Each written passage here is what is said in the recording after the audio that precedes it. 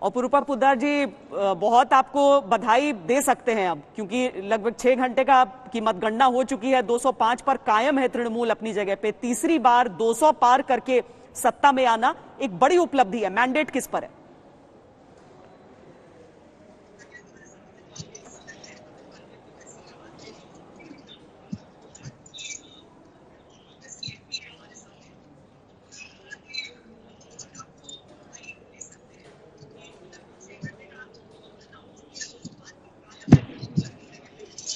कुछ ऑडियो में दिक्कत है श्वेता। प्रभु चावला जी हमारे साथ लगातार बने हुए हैं। प्रभु चावला जी, इस तरह की अप्रत्याशित हार, हालांकि अभी रुझान ही आ रहे हैं, इसकी उम्मीद बीजेपी ने की थी कभी?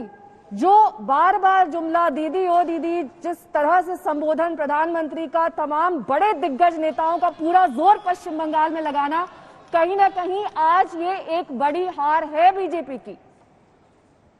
मैं एक बात कहना चाहता हूं यहाँ पर, वैसे मजाक नहीं करना चाहिए इस वक्त, पर मुझे लगता है जैसे आपने कहा दीदी और दीदी, तो मैं चाहूंगा कि आप लोग गिने कि कितनी बार दीदी और दीदी कहा गया और कितनी सीटें मिली। उन दोनों में कोई कंपैरिजन है कि नहीं है? कि दीदी का जीतना मेरे को लगता है उनको ज्यादा इंपॉर्टेंस जितनी बीजेपी लीडर्स ने दी उसकी वजह से भी वो जीते हैं। दीदी को सामने खड़ा कर देना एकदम अपने मुकाबले में, तो जहां रीजनल पार्टी होती है कई बार ये देखता है कि वहां का रुझान रीजनल नेता के पता चला जाता है कि उसको बोलते हैं कि अंडरडॉग है वो। अंडरडॉग के एक तो चोट लगी उनको, दूसरा इतना अटैक किया गया उनके ऊपर दीदी और दीदी कह करके, और बाकी लोगों के बीजेपी के नेताओं ने, अमित मालवीय जी ने भी बहुत कोशिश की, सोशल मीडिया के माध्यम से वोट काफी इकट्ठे हो जाएंगे उनको ऐसा लगा, काफी प्रचार किया उन्होंने, मेहनत की, उनका काम बनता है जो किया उन्होंने। परंतु रीजनल लीडर, मैंने पहले भी कहा, regional leader Mamata Banerjee regional leader तो हैं, पर उनकी नेशनल इंपॉर्टेंस भी है उनकी। एक क्योंकि एक ही महिला है, एक उन्होंने इशू बना लिया कि वहां की महिलाओं की एक ही महिला मुख्यमंत्री है जिसके पीछे सारे हिंदुस्तान की लीडरशिप पड़ गई है। 12-15 चीफ मिनिस्टर हैं, केंद्रीय मंत्री हैं, जो एक विक्टिमहुड का उनके ऊपर इन्होंने जाके ताज पहना दिया ममता के ऊपर। मैं समझता हूँ कि बीजेपी की सीटें अच्छी आई हैं, 85 आनी चाहिए उनको, 200 का उनका नारा से 200 की आएंगी, परंतु ममता जी को 200 पार करने का श्रेय जो है ताज बीजेपी के नेताओं के ऊपर भी जाता है। कई बार वो अपने उत्साहना में आकर के अपने ओपोनेंट को ज्यादा पावरफुल कर देते हैं। मैं तो ये भी कहूंगा कि अगर कांग्रेस पार्टी में राहुल गांधी आज पॉपुलर है सोशल मीडिया पे, इसलिए है कि बीजेपी का कोई भी नेता राहुल गांधी को अटैक किए बिना अपनी बात नहीं कहता। अगर आप बीजेपी की बात करेंगे वो राहुल गांधी की तरफ चले जाएंगे। अभी भी आप सुन रहे थे, मैं सुन रहा था बहर को, हम बात कर रहे थे वेस्ट बंगाल की, वो जाकर लेफ्ट फ्रंट वहां बता रहे थे कि लेफ्ट फ्रंट में वहां हमारा केरला में हमारी सीटें बढ़ गई 1 या 2 सीटें। तो ये इनका तरीका जो है, इनको अपनी स्ट्रेटजी पे करना पड़ेगा कि आप रीजनल लीडर के साथ अटैक करेंगे, उनकी परफॉर्मेंस पे अटैक नहीं किया ज्यादा, उनकी व्यक्तिगत पर्सनैलिटी पे अटैक ज्यादा किया, जिसकी वजह से फोकस परफॉर्मेंस से हट करके पर्सनैलिटीज के ऊपर चला गया। अगर पर्सनैलिटीज के ऊपर बनाएंगे कि लोकल के अंदर कि आपको किसको चुनना है, मोदी जी को या अमित शाह जी को या ममता बनर्जी को मुख्यमंत्री पद के लिए, तो हम मोदी जी तो मुख्यमंत्री बन नहीं रहे थे। अगर मोदी जी या अमित शाह वहां मुख्यमंत्री के दावेदार होते, शायद ये रिजल्ट उल्टा होता। उनकी पॉपुलैरिटी मोदी जी की वेस्ट बंगाल में अभी भी ममता जी से ज्यादा पॉपुलर है। परंतु मुझे लगता है कि स्ट्रेटजी में गलती हो गई कि वहां पर लोकल इश्यू को प्रमोट नहीं किया, लोकल नेताओं को प्रमोट नहीं किया। उनको लगा कि शायद कोई उतना बड़ा नाम भी प्रभु जी उनके बीच में था नहीं कि जिसे वो शायद एक विकल्प के तौर पर रख सके। कोशिशें बहुत सारी की गई। जब ममता बनर्जी का पोस्टर लगता था कि बांग्ला निजर में के चाय, तो सामने बंगाल की बेटियों की तस्वीर लगा दी जाती थी, लेकिन किसी एक को पिन पॉइंट नहीं किया गया। अमित मालवीय हमारे साथ अब जुड़ गए हैं।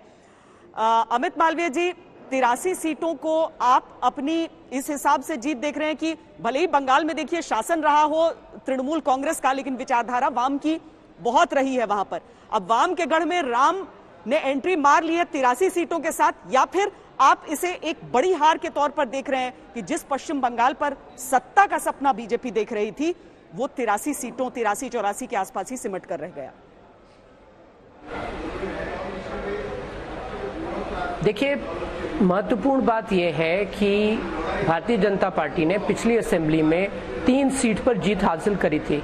आज हम 83-84 के आसपास हैं और लगभग 90 ऐसी सीटें हैं जहां पर हम छोटे मार्जिन से अभी पीछे चल रहे हैं। 15 राउंड की काउंटिंग हो जाने के बाद अगर ये रुझान स्थायी हो जाते हैं, स्थिर हो जाते हैं, तब हम सीट का आकलन ठीक तरीके से कर पाएंगे। लेकिन ऐसा मानिए कि हम अगर अपने लक्ष्य तक नहीं पहुंच सके या हाफ वे मार्क तक नहीं पहुंच सके, तब भी भारतीय जनता पार्टी के लिए ये इन चुनाव में बहुत बड़ी जीत की तरह देखा जाएगा, क्योंकि इस चुनाव के बाद बंगाल की राजनीति दो ध्रुवों पे खड़ी होगी। एक तरफ भाजपा होगी, दूसरी तरफ तृणमूल कांग्रेस होगी। जो लेफ्ट और राइट की आप बात करते हैं, पहली बार प्रदेश में एक बहुत बड़ा आइडियोलॉजिकल शिफ्ट देखने को मिलेगा। जैसे आपने कहा वाम के गढ़ में राम, पहले इस प्रदेश में सिर्फ वाम दल हुआ करते थे। आज के बाद इस देश के इस सूबे में, वहां की असेंबली में भारतीय जनता पार्टी के लगभग 100 विधायक बैठेंगे और ये अपने आप में एक बहुत बड़ी उपलब्धि है। दूसरी बात, जिस प्रकार से बंगाल की आम जनता ने जिनके आकांक्षाओं को, जिनकी उम्मीदों को बहुत लंबे समय तक पहले लेफ्ट ने, उससे पहले कांग्रेस और अब तृणमूल कांग्रेस ने दरकिनार किया, उन्होंने जिस प्रकार से बाहर निकलकर वोट किया, उन्होंने अपनी आइडेंटिटी के आधार पर, उन्होंने अपनी एम्बिशंस और अपनी एक्सपेक्टेशंस के लिए जो वोट किया, ये एक बहुत बड़ा परिवर्तन है। तो मुझे लगता है कि ये चुनाव अगर टीएमसी जीत भी जाती है तो भी एक बहुत बड़ा परिवर्तन का संकेत लेकर आया है देश की राजनीति में और बंगाल की राजनीति में तो शर्तिया।